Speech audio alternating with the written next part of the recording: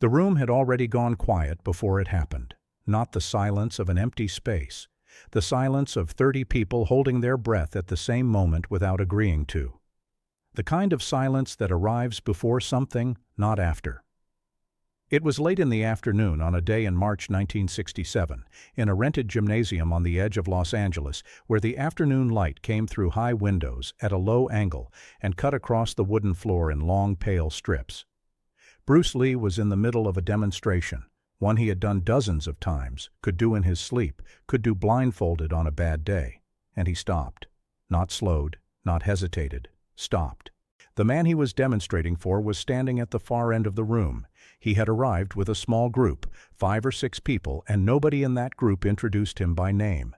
Nobody has since. The accounts that exist, and they are few, and they come from people who were there and have mostly declined to speak on the record, refer to him only as the older man, or sometimes just as the visitor. Whatever his name was, only 8 people in the world ever knew it, and if any of them are still alive, they are not saying. What everyone agrees on is what happened next. Bruce stood there, completely still, his weight distributed in that way he had. Not the stillness of a man who has paused, but the stillness of something that is about to move. He looked at the visitor across the room, and the visitor looked back. And for a moment that the people present have described as anywhere between 3 seconds and 2 full minutes, which tells you everything about how strange it felt to be in that room. Nothing happened at all. Then Bruce said something. 1 sentence, and the demonstration was over. Nobody present could agree afterward on exactly what he said. Start with what you know. Sometimes that is the only honest place to begin. What is known? Bruce Lee at this point in his life was 26 years old, had been teaching martial arts in the United States for several years, and had recently filmed his first substantial American television work. He was not yet famous in the way he would later become. He was known in certain circles, martial arts communities, parts of the film industry, the Chinese-American neighborhoods of California. Outside those circles, he was just a young man from Hong Kong who moved faster than anyone could follow and had opinions about fighting that made traditional practitioners deeply uncomfortable. What is also known, he did not stop for nothing. People who trained with him and watched him teach have said consistently, across decades of separate interviews, that there was no such thing as a casual moment in his physical practice. Every demonstration had a purpose. Every technique shown was shown for a reason. He was not performing. He was communicating. The difference mattered enormously to him. So when he stopped, mid-demonstration, mid-movement, in front of a room full of people, something had changed. The question that has floated around this story for decades is simple. What did the visitor do? He didn't rush the room. He didn't speak. According to everyone present, he barely moved. He was standing at the far end, watching, and whatever he carried in that posture or that gaze, it was enough to stop a man in mid-motion who almost nothing could stop. One of the people who was there, a former student who gave one interview about this in 1989 and has never spoken publicly about it since, described the visitor this way. He stood like someone who had already survived whatever was coming. That phrase has stayed with people, because it says almost nothing and almost everything. There are certain situations that every person has experienced some version of. You are in the middle of something, a conversation, a performance, a confrontation, and you suddenly realize the person across from you is not reacting the way you expected, not hostile, not frightened, just present, fully present, measuring, and something in that quality of attention changes the shape of the room. It is disorienting in a way that is difficult to explain. Most of us, when we are watched closely, perform. We become slightly more of whatever we think we are supposed to be. A teacher teaches harder, a fighter fights bigger. The audience creates a version of you, and you step into that version because it is easier than staying yourself. What the visitor apparently refused to do was create that version. He just watched, carefully, without obvious reaction. And that absence of reaction, in a room where 30 people were reacting, were leaning forward, were sharing the slight electric charge that builds when someone exceptional is doing something exceptional. That absence was itself a kind of statement. Bruce Lee noticed it. That is beyond dispute. The question is what he made of it. Here is where the accounts begin to fracture. The most common version of the story says that Bruce stopped because he recognized something in the visitor's bearing, a quality of physical experience that told him, in the way that people who have spent their lives studying bodies can read bodies, that he was in the presence of someone who had trained seriously. Not necessarily in any system Bruce would have recognized, not necessarily in anything called martial arts, but someone who had been through something real. A second version, which comes from a single source and should be treated accordingly, says that the visitor had made a small gesture, almost imperceptible, a slight adjustment of weight, that Bruce read as a specific technical signal. A response, essentially, to what Bruce was demonstrating. Not an aggressive response, not a challenge. Just, I see what you are doing, and I understand it from the inside.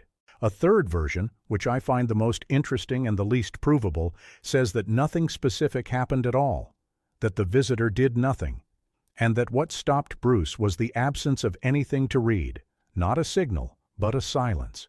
A man who gave nothing away, in a room where everyone else was giving everything away, and that silence was the most interesting thing in the room. I spent a considerable amount of time trying to find anyone who could tell me the visitor's name. I found people who claimed to know, and every one of those claims dissolved the moment I asked a follow-up question. I found references in two separate privately circulated accounts from the early 1970s, both of which referred to him only in the way described, the older man, the visitor, and one of which noted in passing that he spoke with an accent that no one in the room could place. European, someone thought. Or possibly South American. Nobody was sure. What I can say with confidence is that he was real. The story does not have the shape of invention. Invented stories tend to be cleaner, tend to have an obvious point they are driving toward. This one circles something without ever landing on it directly, which is usually the shape of something that actually happened. Back in the room. Back in that particular silence. After Bruce stopped, after that stretch of time that nobody could accurately measure, he walked to the edge of the demonstration space. He did not look back at the visitor immediately. He picked up a towel that was folded over a chair.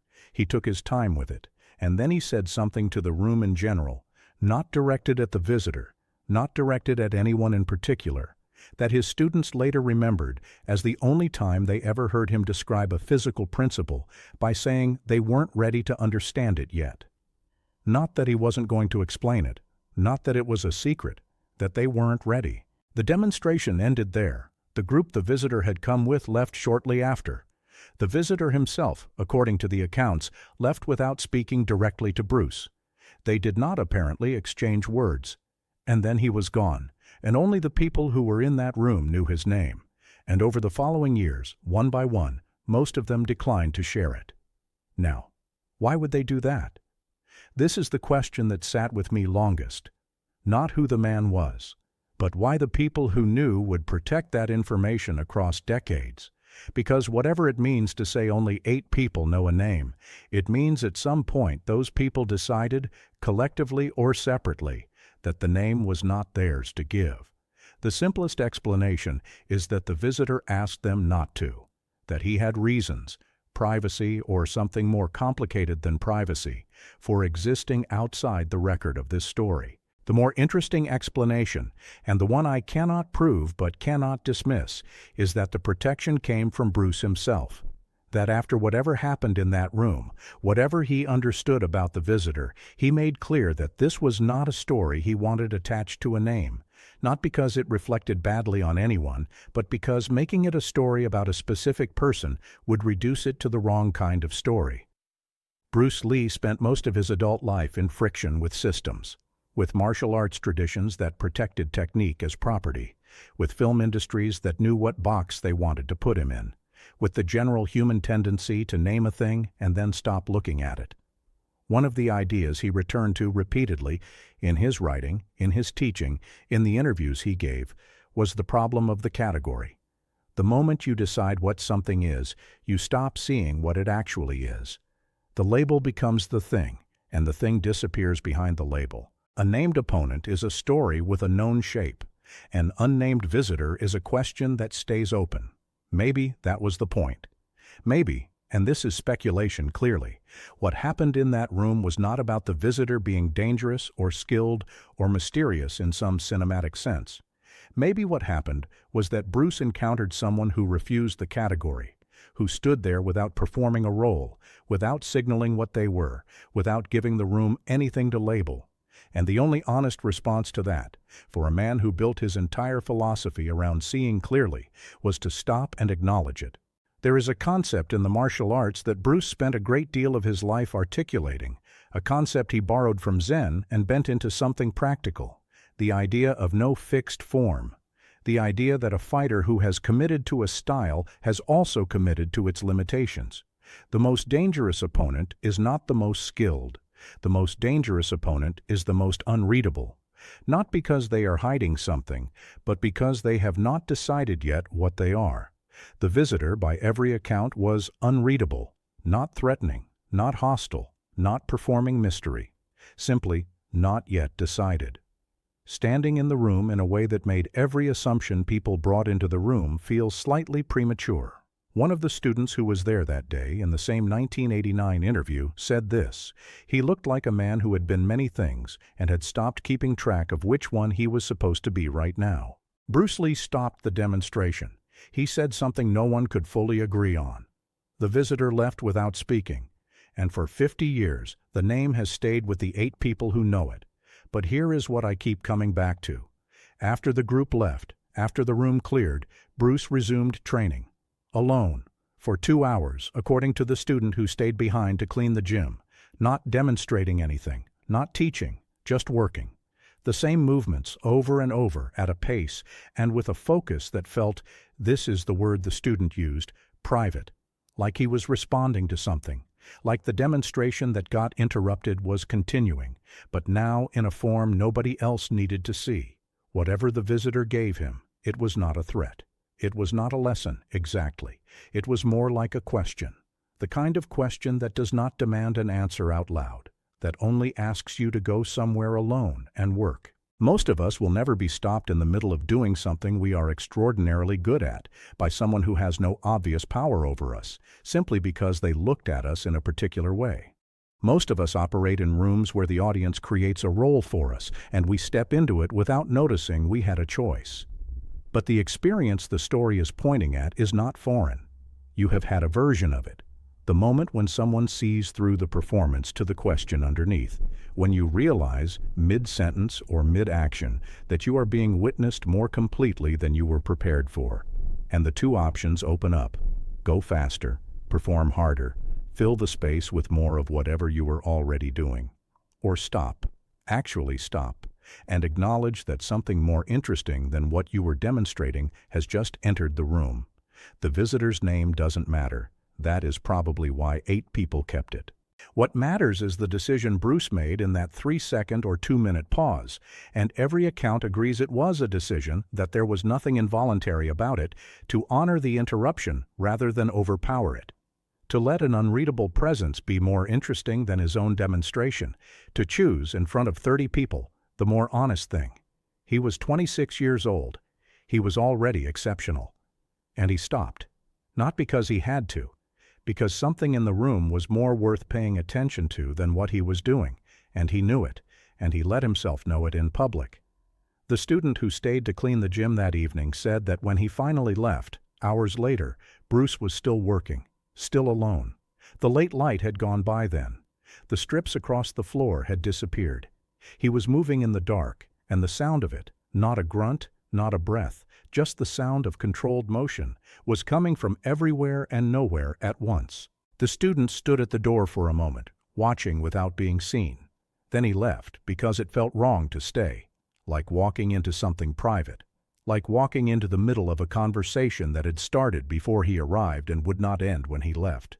He pulled the door shut behind him. He never asked Bruce what happened that afternoon. Bruce never offered.